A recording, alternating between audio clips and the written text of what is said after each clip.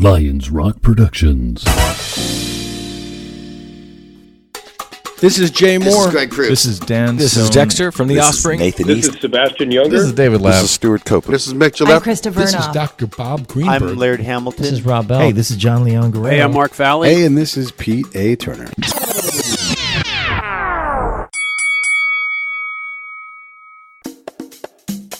And now, the Break It Down Show with John Leon Guerrero, Mark Valley, and Pete A. Turner. Hey, this is John Leon Guerrero. Hey, and this is Pete A. Turner. And our special guest judge today is the Yarb, who is an album fight aficionado, a fellow Warrior, and he has hosted his own rock and roll tournament on his YouTube channel, Entertainment Mensa. Pete and I are both subscribers, and you should be too, so go YouTube and search Entertainment Mensa, and you'll get some enlightened commentary about music, movies, and that sweet, sweet release. You may also run into some extended shower footage, so don't do that search around meal times. Yarb, what say you? It's great to be back with you guys. Terrific. So we've got a barn burner today. In the blue corner from 1973, George Harrison, with Living in the Material World, loads up his gloves with a dobro, a sitar, and a tabla to face off against. In the red corner, Erick Clapton, who brings some more modern weapons of the time with synthesizers and electronic drums. From 1985, Behind the Sun. It's our third week in a row featuring albums with synthesizers, which we are doing primarily because we love to hear Pete struggle with that word. What do you say, Pete? I love synthesizers. This is a fun fight. I want to ask the Yarb in a second here what prompted him to match these two albums together specifically. But I will say this: we've got two monsters of rock and roll, rock gods that know how to do this. And for either of them, this is probably not their pinnacle album, but as we've learned, the floor matters as much as the hits. So I'm curious to see how the hits and the floor line up for these two albums. I have a feeling this is going to be very close because everybody in the room, in these production rooms, they all belong there. Absolutely. Tell us what this matchup meant and how you jam these things together, Yarb. So for me, I mean, it was definitely the combination of these two being two of the greatest guitar players in rock history. Obviously, they have a great history in terms of their friendship as well. Historic friendship. They've both participated on each other's albums through the years. And I think what was interesting to me was also pitting the artistically maturing Harrison against what I kind of feel like Clapton at that time is the sleek commercial. That's the moment where he's sort of peaking with that element of his aspect of his career. For more on those points with our pre-fight analysis, here comes Richard Lackie. Richard, what do you say? Good evening and welcome to another heavyweight fight. Today's matchup pits two musical icons made famous by their 1960s bands who struck out and made solo careers in the 70s and beyond. And if you've read the books or seen the documentaries, two men who are in love with the same woman. They are also responsible for While My Guitar Gently Weeps, which is the second best Beatles song. Eleanor Rigby is the best. Don't at me because I'm right about that. Don't even try to argue with me.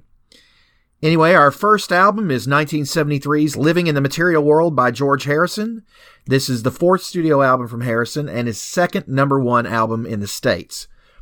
This is a more personal album with a heavy spiritual leaning as Harrison reflects on his Hindu faith and also touches on the breakup of the Beatles, which is kind of the first time he really kind of talked about it, even 4 albums in. Also of note, he signed off the copyright to 9 of the 11 songs to his Material World Foundation, so they would have a steady stream of money to fund the charity, which is very interesting, very nice, very charitable on his part. The album was certified gold. It's against the 1985 offering from Erick Clapton, Behind the Sun.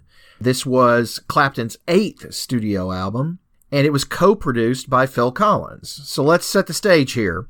We have a mid-'80s album from an aging rocker produced by Phil Susudio Collins. Do I smell Docker's rock?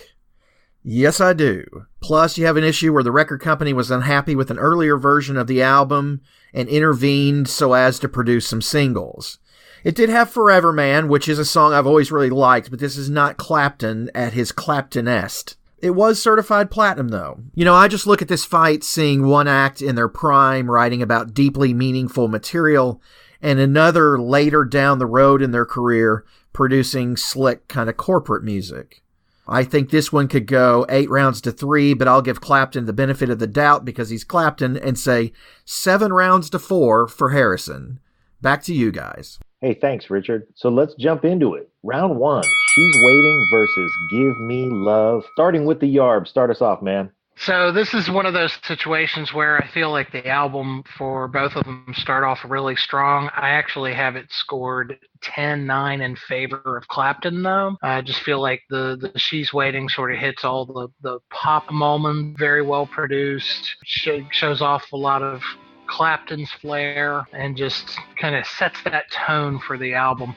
You can also kind of see that Phil Collins fingerprint on it from right at the jump. So 10-9 in favor of She's Waiting. What do you say, Pete? Yeah, the first couple of bars on a really tight arrangement on She's Waiting, right from the top.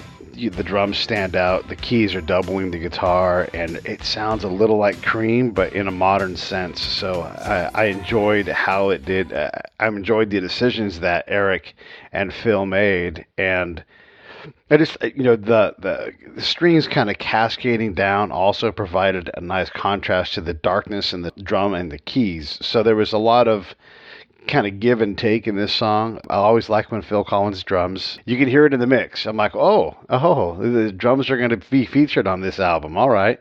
And that's nice because Erick Clapton and any kind of virtuosic guitar player sometimes can get too far in the front. So I was like, oh, that's a comforting feeling hearing that. Anytime we get a chance to, I know John loves to talk about Donald Duck Dunn, so I'm not going to say anything more about that. And then on the other side, the Give Me Love side, the production, it sounds a little dated. It's a product of its time. The vibe, the keys, the lyric, and all those things. This song's less produced, it's less crowded than the other side, and I like that a little bit more, honestly. The keys are very emblematic of the time. Kind of reminds me it put me in the mind of Butch Cassidy and the Sundance Kid and a bunch of the songs that came out in that space and time for movies and everything. It just kind of put me in that zone. George Harrison has so many talents, and he's producing his own album. And clearly he's learned from the best because George Martin, did all the Beatles albums, and so he knows what to do. This is going to be interesting to see because George Harrison he's able to reach the highest high points of all, but a lot of times his songwriting is very pedestrian. And in this here, the lyric is a little bit simple, but like Paul McCartney said, this song is very nice, and that's exactly what it is. It's just short of being a hit, but I had to give George the advantage here, 10-9. Wow. Well, here's a tiny history lesson. There's an old drum tuning trick where when you tune your toms, you just take the one that's closest to where your stick hits and you tune it down. And so what that does is it gives, especially when you're dealing with a tom that's only got a single head on the top, it gives your tom the opportunity to give the attack and then sort of a fall off on the sustain. So if your drum sound is doo, it goes doo, and that's an exaggerated way to do that. But that's what electronic drums did in the Simmons era. They loved that tom trick. And now when you guys hear electronic drums, especially from the mid 80s, this was when everybody loved Simmons drums, and that was their trick, their signature sound. With this particular album, what they did was they had a Simmons drum series. It was the SDS 400. And all that was Simmons saying, hey, you know what we should do? We should take our drum sets and give everybody one more tom. And that's what Phil Collins liked to play. The sounds that they used there, along with J. Peter Robinson and Chris Stanton on synthesizers, gave this an undeniably 80s feel, but it is still Clapton songwriting, and the arrangement and the vocals, and also the toms were played by Phil. Give me love, give me light, give me peace on earth. That's George Harrison being what we love about George Harrison. Beautiful slide solos, a soulful, longing message, and the great drum work of Jim Keltner. It's a really, really good listen as well. But as an album opener, I went with Clapton and She's Waiting. 10-point must to a very, very close 9. Still, I leaned toward Clapton with She's Waiting. Round 2, See What Love Can Do versus Sue Me, Sue You Blues. Pete, start us off. Well, look, Sue Me, Sue You Blues. This is part. So there appears to be 3 different parts to this album for George Harrison. One part is stuff that was coulda, shoulda gone on the next never made Beatles album. And then there was this, after you've written the breakup album, which for him was that 3-track, that 3-disc set. And so then he's got like, okay, I've done, like, I know that's over. I have these old songs that would have been there. I've got these songs where I'm dealing with my feelings. And this is one of these songs where, like, okay, we're breaking up and we're going through the hard part of the legal part of it. And he writes this song. First off, this song is a shitty blues song. It's just, it's not, the music doesn't match the theme. I don't think. It's too light. And look, John Lennon threw bricks through Paul McCartney's window during this time. I don't hear that in this song. So I definitely thought he missed, although I like all the pieces. I like the drumming in the song. It's great, but I don't think the parts come together in the way that made sense for me as a listener. So what I did like was See What You Can Do, Love. Jerry Lynn Williams wrote a ton of great songs, and you can certainly hear Phil's influence again. The keys that Lenny Castro's congas were, I think, absolute great accompaniment to what Nathan East was doing. Friend of the show, Nathan East, was doing with his bass. So given the misarrangement of Sue Me, Sue You Blues, I think it's really easy for Erick Clapton to take this round 10-9.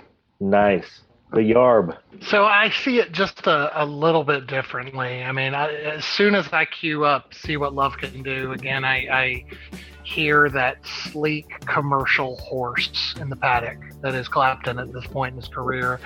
Everything very well refined, showing off the flashes of, I mean, he's just the most brilliant guitar player in the world, you know.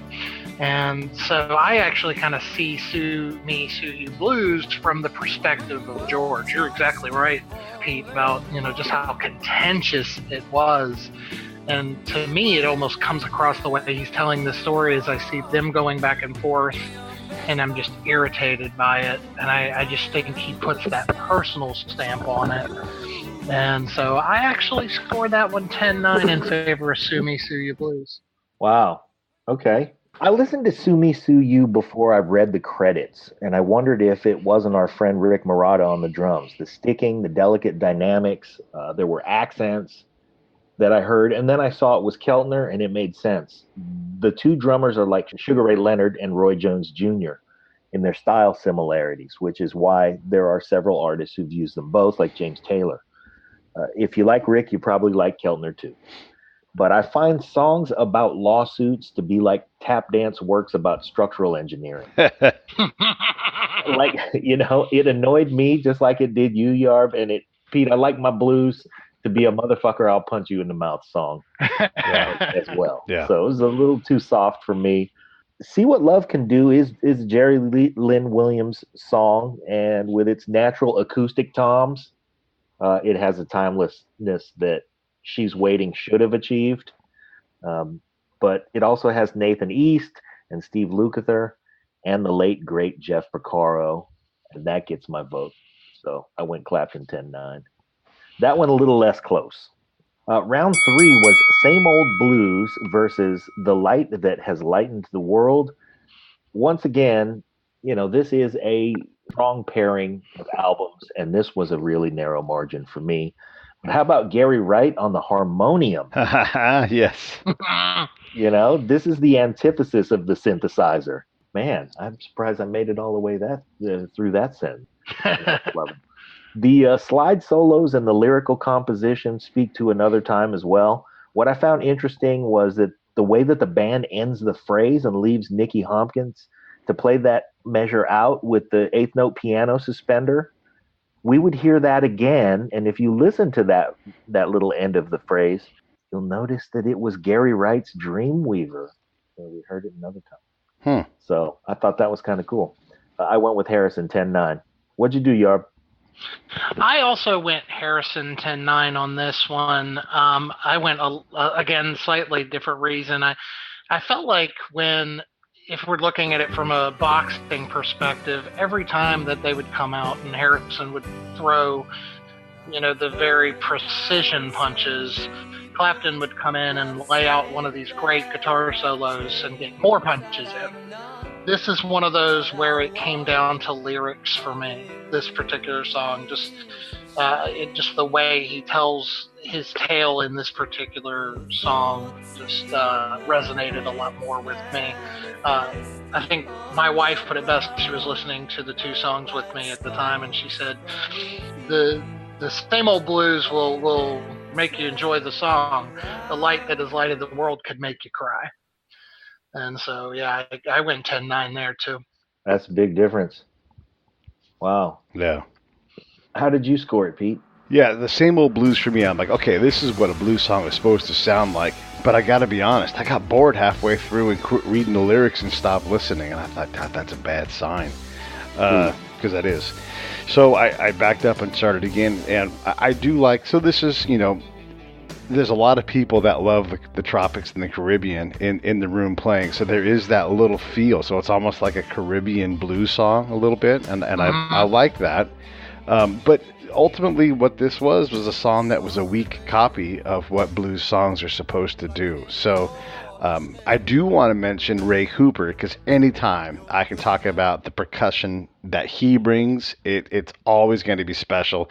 And Ray gets flown into Jamaica or wherever the heck Montserrat or wherever they're at. He gets flown there because of how he handles percussion. He's so good that I saw him with Elton John at the Caesar's Palace, and he knows the light is on him, so as he does percussion, he's also entertaining with how he moves. And anytime he's in a song, I always pay attention to see what he does with the gong or the milk jug or wherever it's going to be, because I love that stuff. But I did not necessarily like this song very much. And then the light that has lighted the world. It's a nice lyric, but God, I just do not like George Harrison's voice as a norm. Like I just, for whatever reason, it doesn't resonate with me. And when he gets out of his range, he sounds whiny, he sounds desperate. And even though it was really, really close, but because the Harrison sound, the song was more stripped down, I favored it just barely, but I don't need any more slide guitar from him. If he does this 6 more times on the album with the slide guitar, it's going to get really ugly. I did go and look, what does good slide guitar sound like in 72? And I played Melissa from the Allman Brothers Band. Dwayne Allman. Oh, yeah. And I'm like, see, now, that sounds sexy and dangerous. George, right. It just sounds like his voice, which, again, I don't favor. So sometimes it works, but I'm hoping that he doesn't keep on slide guitaring the rest of the album. And I don't think that he does, but there's not much difference between these songs. But I'm gonna give this round to Harrison 10-9. Okay, I have to comment because number one, right on Pete for shouting out Ray Cooper. Yeah. And then also, you guys for the observation that the slide guitar should sound sexy and dangerous. That is that paints a picture of the slide guitar is like when the girl walks in the room and you go, oh my God. Now deep down, I know I am not the first person to respond to these cutoff shorts. But I don't. So right on. Round 4 is Knock on Wood versus Don't Let Me Wait Too Long. Yarb, start us off. So, yeah, I mean, in this one, I definitely went in favor of Clapton. Knock on Wood it was a pretty well-known Eddie Floyd song, been covered by a lot of people. Otis Redding, Bowie covered it. And I just think this is one of those situations where it's probably covered best here. I love the thing that kind of put it over the top for me is Phil Collins' work on it, both in the drumming and the backup vocals. I was about halfway through it. I had to go back and listen to it again when I was sitting there and I heard him and I went, is that, yeah, oh yeah, there's Phil Collins, just kind of very slyly sitting back, and layering his vocals throughout. Okay, Knock on Wood, like you said, written by Eddie Floyd, but also by Steve Cropper. And one interesting thing that I noted was it was written in the Lorraine Motel in Memphis, Tennessee, which is, of course, where Martin Luther King was killed 2 years later. This collaboration was what made Steve Cropper's work and the work of the whole Stax Records staff so special. The Lorraine Motel is now part of the National Civil Rights, largely because it's where Dr. King met his untimely transition from being with us physically. But in paying proper tribute, we should note that it was the place where a black singer and a white guitar player could work together on what became a classic that, like you said, was covered by a lot of other people. Pete mentioned Otis Redding. You mentioned David Bowie. Most notably, Amy Stewart. She had a #1 single with it in 1979, and it made her entire career. So I also want to point out that Steve Cropper is another guy who's on my dream guest list. He was in Booker T and the MGs, the Blues Brothers, and later produced Tower of Power's album We Came to Play, on which Michael Jeffries provided lead vocals. Michael, of course, has been on the show, and he's our friend and my neighbor. Still, I didn't like Clapton's version as much as you did, Yarb, and Knock on Wood by Clapton fell kind of flat with me. I too noticed Phil Collins' vocals, which I thought was kind of cool, but if I compare all the covers of Knock on Wood, Clapton's is in the middle somewhere. And I went with Don't Let Me Wait Too Long, 10-9. What'd you do, Pete? Yeah, this is one of the reasons why we hold covers to a higher standard. You've got someone else's work. Okay, well, who played bass line on the original with Eddie Floyd? It was Donald Duck Dunn, and he plays the exact same bass line, because of course he would. And it's Donald Duck Dunn, so you're like, I love this guy. However, you haven't created a new arrangement, you haven't created a new emotion. And again, look, it's completely unfair to be critical of Eric Clapton and Phil Collins saying we want to do Knock on Wood. They get to do that. We get to rub it up against George Harrison, which they never in their wildest imagination would have figured these two albums, these two tracks are going head to head. So there's hashtag the disclaimer. But the whole thing here is it just isn't that great. It's okay. All the pieces in both of these albums, all the pieces are there. I mean, for me, Clapton is crushing Harrison in this round, except he's leaving his chin open, and Harrison is good enough to clip it one time. So he needlessly eats a punch here, and he loses this round. But I did not like the Harrison song really at all, frankly. I'm like, look, George can play the guitar, and there's no doubt about that, and he can sing Girls Naked, and there's no doubt about that.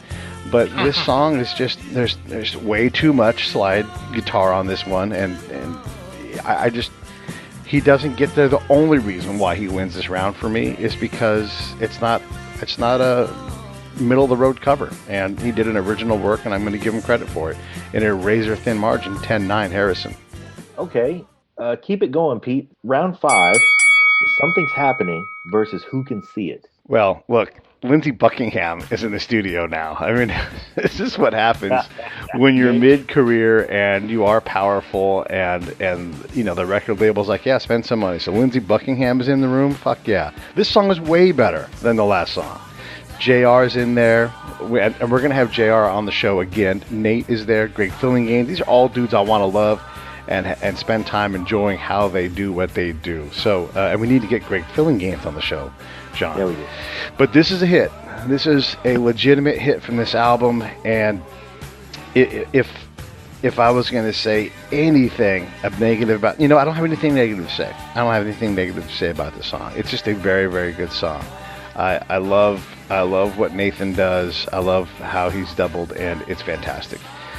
Who Can See It? The lyric is what this song is about. The musical choices are fine. The vocal choices are a problem, but that's always a problem for George Harrison. This is one of those songs like, we've broken up, and I'm okay with who I am now. Like, if George had the ability to tell these stories from a different point of view and not autobiographical as his primary point of view, I think the song would be better served. And here's the thing, he doesn't sing well, and he doesn't write songs that he can sing for some damn reason. And I had that thought, and then I was reading some more up on the song, and here's Bob Wolfenden talking about, this is a song, this song is ideal for someone with a wider vocal range than George Harrison, and that's constantly a problem on this album. Harrison's voice just isn't built for this particular song, so it's 10-9 Clapton. The Yarb, what'd you do? I kind of went the other way than Pete. For me, it was really very much, it felt like a late Beatles song. I agree with you, Pete. I think it might have actually come across very differently if, say, John Lennon or Paul McCartney were singing it. But it had that feel of a late Beatles song all the way to the construction of it. I think there's some organ in there. And just, again, it's the lyrics and the presentation that kind of spoke to me. Whereas Something's Happening is a perfectly good song. It just felt a little bit kind of cookie cutter to me of that era. And so I kind of lean over with the 10-9 there. Well, Something's Happening is another Jerry Lynn Williams composition. He wrote a lot of great songs for Clapton, so Clapton's comfortable with him, and he's in the wheelhouse. But Something's Happening is a departure from the other Jerry Lynn Williams songs on this album and the other songs on this album, in that it does feature slightly different personnel. Nathan East is all over this record, but on this song, he also brought J.R. Robinson, like Pete mentioned, and Greg Fillinganes, which practically makes this a Quincy Jones record. So, except Ted Templeman showed up. Lindsey Buckingham, man, when you can get Lindsey Buckingham on the record, he's going to be a big influence. And also James Newton Howard jumped in, which was kind of cool. I think that this combination of guys, here's an interesting part of this combination with guys, because J.R. Robinson showed up, there were 2 John Robinsons on this album. That was kind of neat. I think Who Can See It foreshadowed Harrison's collaboration with Roy Orbison. And I think it showed us their compatibility and probably what George Harrison liked about Roy Orbison. The vocal style is very similar to Roy Orbison on that song, too. Yeah, absolutely. But like you guys both mentioned, for as much as George Harrison was a brilliant songwriter, Roy Orbison probably would have, I won't even say probably, Roy Orbison undoubtedly would have sung the song better. Like you guys are saying, maybe it's a stronger vocalist, maybe it's Paul McCartney, maybe it's practically anybody else besides George Harrison. And his vocal limitations, let's face it, we don't care. It's George Harrison. And it's about his poetry and his songwriting and all of those things. He does deliver. I just wish his pipes were a little better for this song. So in that regard, I lean Something's Happening 10-9 Clapton. I'm going to keep it going here. Round 6. Forever Man versus Living in the Material World. Living in the Material World was, to me, one of the songs here that reminded us that George Harrison wasn't the Beatles. And I liked it for that, because it did bring back some Beatles feelings, while still being a great representative of part of Harrison's career and of him as a solo artist. It's the title track. It's a great tune. Forever Man, though. This was all of the things that you guys have said about Erick Clapton, all of your comments, Yarb, about Erick Clapton kind of being at the height of his career as a hit maker. I think they all come out in Forever Man. Absolutely. Yeah, it was, Jeff Porcaro on the drums. I love Jeff Porcaro. I miss his playing. I miss his influence on popular music. And I think this might have been one of the last great examples of his influence on popular music and on groove. Also Nathan East, Steve Lukather, Michael O'Martian. That is a motherfucker of a rhythm section. And so I leaned 10-9 to Forever Man. Yarb, how'd you score it? So this is the one where I kind of looked at the scorecard and went, oh crap, this is going to get tough from here on out. The later rounds always do tend to get tougher in the album fights. The fighters are getting tired, what have you. I originally scored this a 10-10 and then came back to it after I finished the rest of my work. And it was because, again, Forever Man it almost comes across as soon as he starts the song, he's got his foot on the gas and he doesn't let up. Oh, man. He's hitting that sort of almost guttural place in his pipes when when he's singing there, and it's just a really, really solid song. And then I go over and listen to Living in the Material World, and again I'm pulled over to that song by, like you said earlier, the poetry, the story he's telling. And then I have to look at Ringo Starr. Ringo comes in and just is almost, he's sort of kind of skulking in the back, but present when he needs to be. And I think that combination of the story he's telling and the work from Ringo actually tips it in the favor of Living in the Material World. Wow. 10-9. No knockdowns, I gotta say. That's I'll step in for a second to say this, and I think it was something that I find really unique. When we do the album fights and I listen along with you guys, a lot of times I'll hear somebody comes in and has that knockdown, guy takes a knee, right? And anytime that Harrison was winning a round, I'd play the next Clapton song and go, well, he's not taking a knee. The guitar work is just too solid, or something he's doing vocally is just too good to go to his knees. I'll let on that I didn't have any knockdowns on my card either. So, Pete, how did you score round 6? Yeah, Living in the Material World. This is a good upbeat tune. George Harrison's style is often to repeat things, and many times that works, but sometimes George goes to his own well too many times, and I started getting hypnotized by Living in the Material World. This episode of the Break It Down Show is brought to you by Lions Rock Productions. That's us. We publish, evaluate, and develop podcasts just like this one, consult others to build their own, and create associated content and content marketing strategies. So if you're launching or expanding your social media presence, your business or your personal brand, or if you just want to take your media presence to the next level, reach out to us on Twitter at Pete A. Turner or at JohnLG69 at the Break It Down Show. There's 1,000 ways to get a hold of us. Now enjoy the show. Being said over and over and over again, I thought I should count how many times, and I thought I better not do that, because then I'm gonna get upset with George, and not like the song unfairly. So I didn't do it. I do find it kind of funny that he name checks John and Paul, and this is part of that post breakup. I'm all right with who I am. I've made my mistakes, and I'm gonna try new things and make better decisions. This is probably gonna be one of the better tracks on this album. I felt like he does.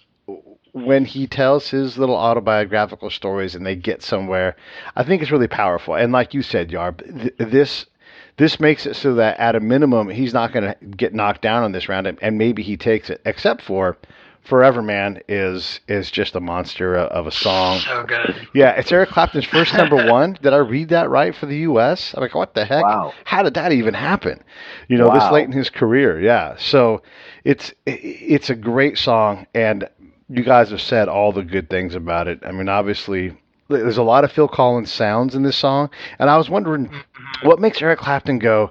I mean, apart from the fact that Phil Collins is a monster and can do whatever he wants, but what makes him pick, like, I want some of those sounds? Maybe it is the drums that he uses, like you were saying at the open, John. But it's just an interesting decision. But anytime you can put Clapton, Lukather, and East in the same room, you're off to an enormous start. And this song for me, I think, is the moment where the Cream, the older psychedelic, more acidy kind of sound that Eric Clapton has stopped, and we've got the new modern, like the proto-modern Eric Clapton, the one that we ultimately realize on his Unplugged session. We're like, what the fuck? I think he's putting these pieces together now. He's like, okay, I'm going to really get wide on this and try some new things. And I think Forever Man is him getting it right. And it's for me, it's 10-9 Clapton. Right on. Well, keep it going. Round 7 is It All Depends versus The Lord Loves the One That Loves the Lord. How'd you score that one? Well, okay, so It All Depends is a solid track. Donald Duck Dunn does what Donald Duck Dunn does. And anytime I can mention Ray Cooper, I want to try to do that. So I like to shine the light on him. This is a very good song, just not a hit. And that seems to happen a couple of times. There's definitely an island inspiration throughout this album for Eric Clapton and the folks in the room. I don't think this song actually gets there. So The Lord loves the one. The Lord loves the Lord. What a great title. John knows I don't like long titles. Pete does not like repetition, and he does not like long titles. I do not like it. I do not like it, Sam. I am. Look, this is George singing within his range and in a subject matter he's very provocative in. And I like when he does that. And finally, he writes a song that I think if that next album for the Beatles came out, John Paul would have a hard time not including this song because it kind of fits their theme. But George does get theming, so maybe this one doesn't make it. But I think this is the first time he really gets one that could have made that next Beatles album. George Harrison, 10-9. Yarb? So for me, it's the opposite there. It feels like I love it. like that he's going to the well just one too many times. I mean, he was always known as the quiet Beatle, but he was also the spiritual Beatle. And you're right. I mean, that's his wheelhouse, speaking about spirituality. It's a beautiful song. It's very well put together, but there's just something about, again, it's just Clapton coming in and just dropping those little moments where he just kind of almost reminds everybody in 1985, okay, you've got your synth pop British, the new wave of British invasion. I'm going to show you what, an old blues man can do. And he just, I scored a 10-9 in favor of Clapton. Okay, that's pretty cool. I really like that assessment. I didn't score the same way you did, but I really like that. The Lord Loves the One is a beautiful composition, and you guys have said all the things about it. So I'll let those all stand. It's a great arrangement. Jim Keltner, he kills on this arrangement. And then a Barry sax, which, Pete knows I love a Barry sax. In fact, a lot of saxes, which made me very happy. And It All Depends is nice too. It gives us what we want, which is more cowbell. Towards Harrison with The Lord Loves the One That Loves the Lord. Because of the spirituality, I really liked that about it. I really liked the point at which the Beatles turned the corner and got more spiritual was really cool to me. And this is it continuing because, like you said, he was the spiritual Beatle. And I dug the song. So I went 10-9. The Lord Loves the One That Loves the Lord. Round 8, Yarb, Tangled in Love versus Be Here Now. What did you do, Yarb? I enjoyed Tangled in Love. I think it's a really good song. Really sort of laying in the theme at this point in the album. I think it fits with the other songs that he has in there. But Be Here Now is, it's a mantra. It sort of really touches on his spiritualism, I think, with his work on the sitar and the acoustic guitar there. He does his own backing vocals in it. It's just, to me, it's simplicity versus complexity, and I love it. It's 10-9 in favor of Harrison on that one. Pete? Yeah, Tangled in Love is a good song, and again, nothing missing from it. It's just a little short of the mark. This is like another Phil Collins sounding type song. I'm not sure if he actually produced this one. There's a couple that he didn't produce, but there's just nothing wrong. It's a little dated, but the problem is that Be Here Now is George being that spiritual, quiet Beatle, and he is getting it right and writing songs that really no one else can write. And he writes them all the time, and sometimes like you write this all the time. But this, for me, is a good song against an excellent song, a song that anybody would be proud to write. And so I think Tangled in Love gets overwhelmed by the Georgeness in this, and I call this a 10-8 round for George. Oh, wow. A knockdown. A knockdown. Wow. Too much George and too much middle of the road from Eric. Sorry. Yeah. So round 9, Never Make You Cry versus Try Some, Buy Some. Never Make You Cry. First, let's go to Try Some, Buy Some was a George Harrison song. It was an okay George Harrison song, but there are a lot of great George Harrison songs on this, and I don't think that was one of them. Never Make You Cry, I love a Fender Rhodes for one thing, and I just think, when we go to the card on these two, I think it was more about Try Some, Buy Some losing than Never Make You Cry winning, but I still went 10-9 Eric Clapton. What did you do, Pete? Well, look, we're tough on covers, and though George Harrison wrote this song, the first release of it is Ronnie Spector, and she sings it well, and she's a woman. So the problem comes in that George uses the exact same recorded backing track that Ronnie used. So one, George doesn't have the pipes to sing up there with her. Two, he didn't. I don't understand why you wouldn't just. You're George Harrison. Hire some people for the day and fucking put the song down. So this for me is like you said. This isn't a matter of Harrison outperforming Clapton or Clapton outperforming. It just this song. I'm a little bit embarrassed for George that this is happening to him in this fight, because you lifted an entire backing track and just sang over it. That's not going to fly around here. This is a 10-8 round for Clapton, because I can't tolerate Oh, man. that. You know what? If I had considered that, I would have. I didn't score any knockdowns here, but if I had considered that, I probably would have. So I'm sorry I went first on this round. I'll just score it, Yarb.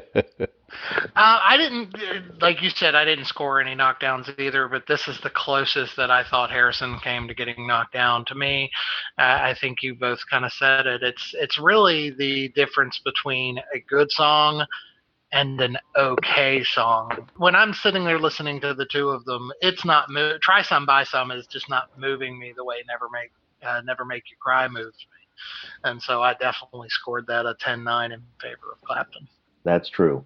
Keep it going. Round 10 is Just Like a Prisoner versus The Day the World Gets Round. It's another one of those situations where I came in listening to it, and it's Spiritual George doing what Spiritual George does well. But there's just Clapton to me on Just Like a Prisoner takes it to a different level. It just moves me a little bit vocally better than Harrison does. He seems much more passionate in this particular song. There's some really nice guitar work on Just Like a Prisoner, and so I actually scored that one 10-9 in favor of Clapton. Well, I think I was caught up in the web of spirituality that George Harrison started in, man, because hearing those comments, Just Like a Prisoner, the guitar work on there is superb. And you're absolutely right about that. But because I was swirling in the vortex of spirituality, I scored it 10-9 The Day the World Gets Round. How did you score it, Pete? Yeah, I've got the same thing. I've got George's hippie dust all over me, and I'm nodding my head. I'm sitting cross-legged on the floor, which is impossible for me to do, but he's got me in the mood, and it's working. He goes to the well again, and it's like he's written these songs for the next Beatles album. He's like, I'm going to write a spiritual song. One of these songs is going to get to John and Paul, and they're going to accept it. So he again goes to the well that he's a master of going to, and he's kind of one-trick ponyish in that way, but his trick is really good. So this whole post-Aquarian meditation thing that he does throughout this album is beautiful, and the words are there. And if you're going to be critical of this song, which I like to do, I don't like George's voice. I just don't. I've tried to like it. There are times when it's okay, but it's just too small, too fragile, too not. His range isn't great. If Paul sang this song, it'd be better. And that's always going to be true. I mean, this is not a revelation. It's like when Don Henley sings a song, it's better. It's the same thing with Paul. Yeah, these aren't world-shattering analysis pieces, but it is true.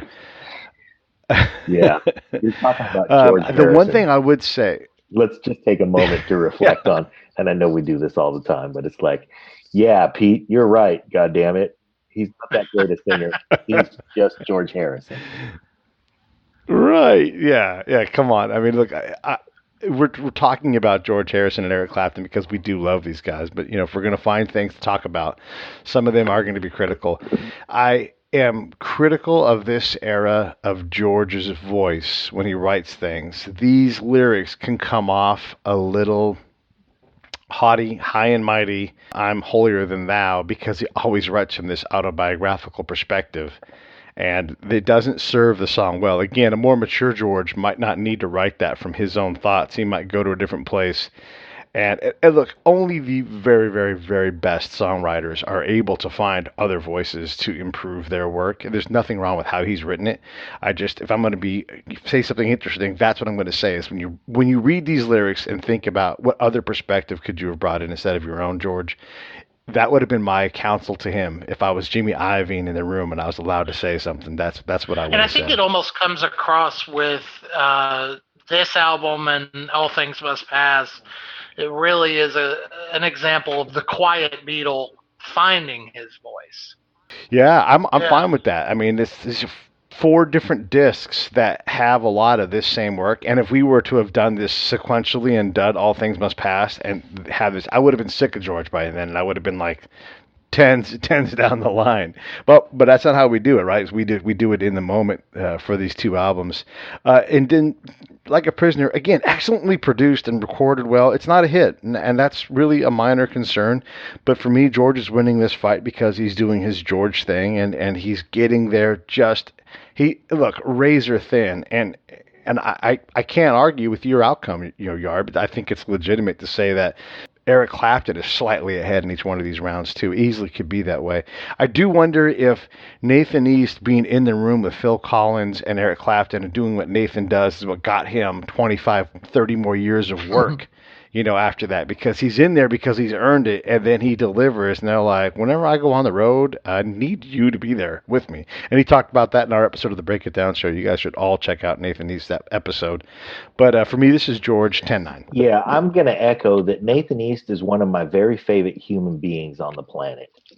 Not just an expressive musician, not just the kind of musician that makes everybody in the room with an instrument in their hand better at their own instrument, but also a guy who allows the truly great artists in the world, not just Erick Clapton, but certainly among them Erick Clapton, to reach just places that other people could never because of their ability to know that the floor is where it is. And when I go swirling away, when I come back, it's going to be right where I left it. So, and just a kind and giving spirit. And like I said, one of my very favorite musicians and one of my very favorite human beings in the world.